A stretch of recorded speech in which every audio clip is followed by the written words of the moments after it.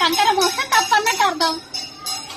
అవును పిల్లలు మోసిరు రెండింటికి లెక్కాడు మేడం, రెండింటికి లెక్కడ ఉన్నా చూడండి ఒకసారి. ఆ పిల్లలు ఎంతసేపు తీసుకున్నాను నేను చూడండి. అంటే స్కూల్ పని చేయొద్దు అన్నట్టు. స్కూల్ పని ఎందుకు చేస్తే స్కూల్ పని చేస్తానికి వచ్చారు మీరు పిల్లల స్కూల్కి? మేము వేసుకోమని ఏం అంటలేం కదా, అదే చెప్తుండే. కంకర మోస్తే తప్పన్నట్టు అర్థం.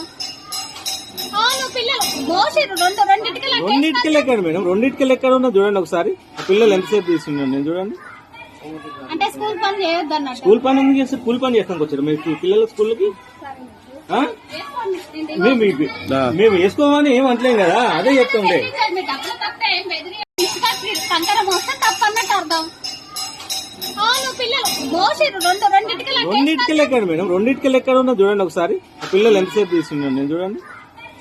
అంటే స్కూల్ పని చేయొద్దు అన్నట్టు. స్కూల్ పని ఎందుకు చేస్తే స్కూల్ పని చేస్తానికి వచ్చారు మీరు పిల్లల స్కూల్కి? మేము వేసుకోమని ఏం అంటలేం కదా, అదే చెప్తుండే. కంకర మోస్తే తప్పన్నట్టు అర్థం.